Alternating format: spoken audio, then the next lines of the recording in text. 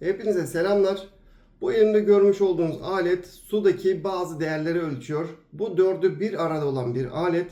Sıcaklık ölçüm var, pH değeri ölçüm var, EC değeri ölçüm var. Yani sudaki besinler ve aynı zamanda ppm değeri var. Bu da sudaki mineraller ve gazlar.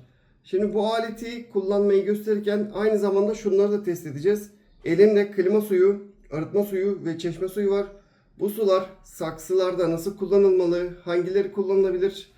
Bu konularda biraz değineceğiz. Önce bu suların besin değerlerine bakalım. Bakalım hangi suda en çok besin değeri mevcut? Klima ile başlıyoruz. İdeal besin değeri çiçekler için 1500'dür. Aynı zamanda meyve veren bir bitki için 2500'dür.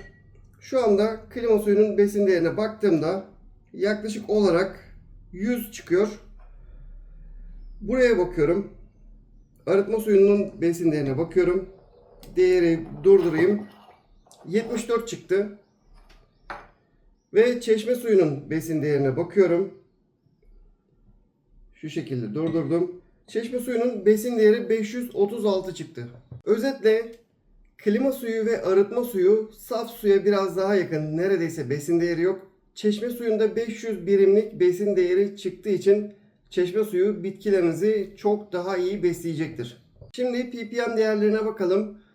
Sudaki mineral ve gazları ölçen bir değerdir. Birazcık sallıyorum.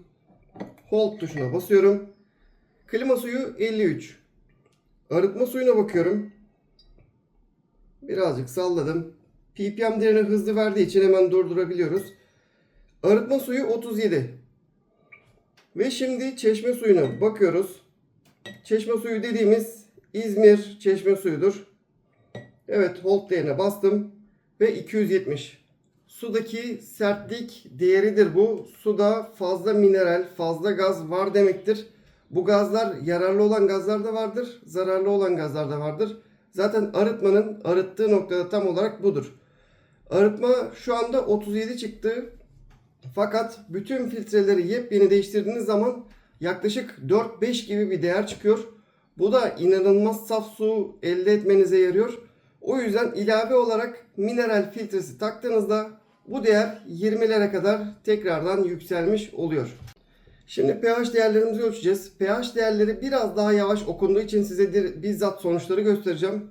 Burada ideal pH'ımız yaklaşık olarak 6,5-6,8 gibi bir değerdir bitkilerimiz için. İlk değerimiz klima suyundan pH yaklaşık 6,37. İkinci değerimiz arıtma suyu pH 5,88. Son olarak çeşme suyumuzun pH değeri 6,49. Yani tam ideal pH'larda herhangi bir pH düşürücüye şu anda gerek gözükmüyor. 6,5 ideal değerdir. Özetle klima suyu hiçbir işe yaramaz. Balkon temizlemede kullanmanızı öneririm. Saf su diye hani ütülerde veya akülerde kullanılması öneriliyor. Fakat çok fazla tortu var. Drenaj hortumunda birikmiş tortular mevcut.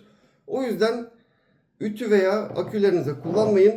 Onun yerine arıtma suyunu kullanabilirsiniz. Ütü ve akülerinizde daha saf, çok daha temiz su. Musluktan çıkan su ise direkt olarak çiçeklerinizde gönül rahatlığıyla kullanabilirsiniz. Dediğim gibi İzmir suyu için. Bonus olarak daha önce toprak tarım işiyle uğraştığım için bunu da göstermek istedim. 570-580 değeri bitkilerimiz için yetersiz bir değerdir. Topraklı tarım yapıldığı için topraktaki mineraller aslında sizin bitkinize destek sağlamaktadır. Topraklı tarımda bu direkt hiçbir şey yetişemez konumunda diyebiliriz. Ben de örnek olarak gramaj olarak değil de sadece küçük bir damla damlatacağım. A besini ve B besini. Görelim bakalım nerelere kadar yükselecek. Küçük gramajda dediğim gibi. Şöyle çok az da bundan koyuyoruz. Evet, karıştıralım. A ve B besini yani dışarıdan takviye yaptığımız zaman bu değer nerelere kadar yükseliyor bir görelim. Herhangi bir ölçü kullanmadım dediğim gibi. Sadece değeri oynattırmak maksatlı kullanıyorum. Evet, değerimiz geldi. Durdurdum. Sadece birer damla kullandığım halde 1600'lere yükseldi. Bu 1600 nedir? Çiçekler için yeterlidir. Fideleriniz için de yeterlidir. Fakat fidelerinizde meyve alacaksanız bu değeri 2500'e kadar çıkarmanız gerekiyor. Tabii topraksız tarım için konuşuyorum. Topraklı tarımda yaklaşık 1000-1500 arası meyve veren bir bitkiye bu besini verirseniz fazlasıyla yeterli olacaktır. Ve bu suni bir yöntem değildir aslında. İçerisinde azotu da var, fosforu da var. Gerçek kimyasallarla oluşturulmuş doğal, kontrollü bir şekilde büyütme yöntemidir. Özetle böyle bir cihaza sahipseniz arıtmanızın kontrolünü de yapabilirsiniz.